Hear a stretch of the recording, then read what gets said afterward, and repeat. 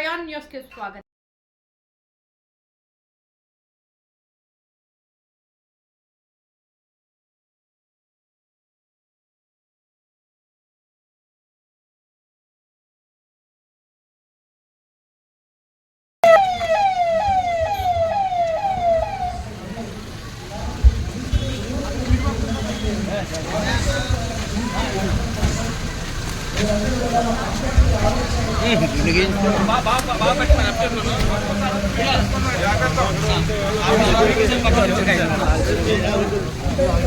మనం పట్టించుకున్నప్పుడు ఆయన ఆలోచన విధానాన్ని తీసుకెళ్లడంలో మనందరం కూడా గౌరవవంతంగా ఉండాలి.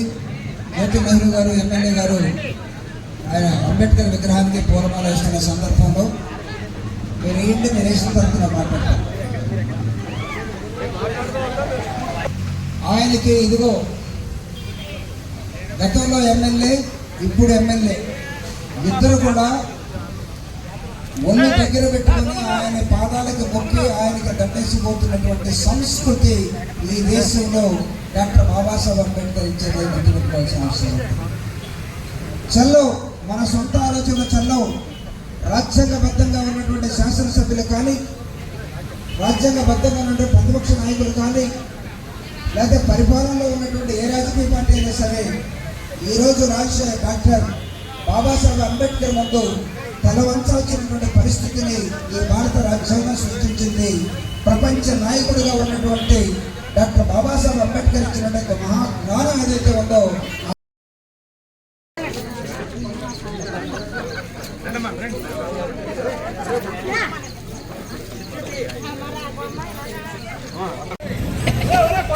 నమో వెంకటేశాయ.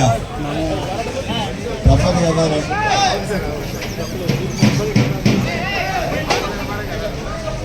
ఈరోజు అంబేద్కర్ యొక్క భావాల్ని పులుకుపుచ్చుకున్నటువంటి నాకు మంచి మిత్రుడు మన వేదిక మీద నుంచి మంచి మెసేజ్ ఇచ్చారు.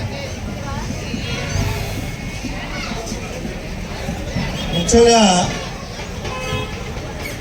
134వ జన్మదిన శుభాకాంక్షలు తెలియజేసుకుంటూ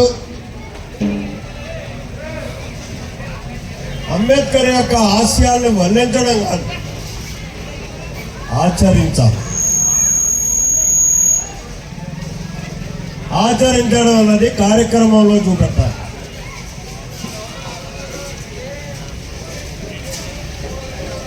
నా ముందు మాట్లాడినటువంటి మిత్రుడు నాకు మంచి మిత్రుడు, ఆయన ఉంటే బాగుండి వెళ్ళిపోయాడు, ప్రభాకర్ గారు.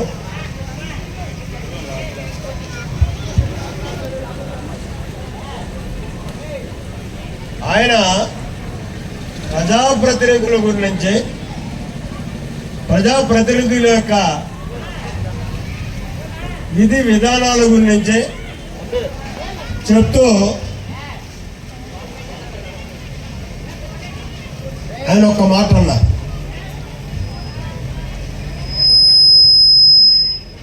ప్రజాప్రతినిధులు అన్నవాడు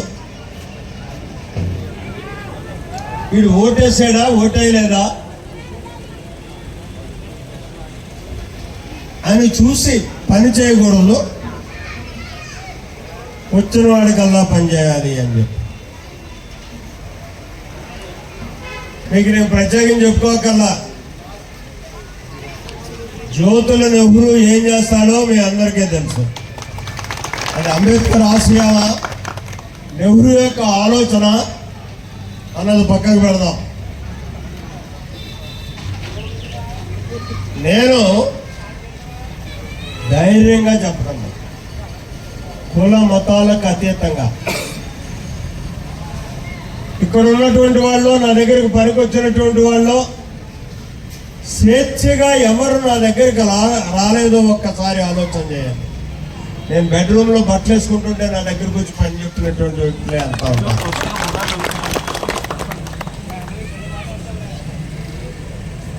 అంటే ఇంకంతకంటే సమానత్వం ఏంటి?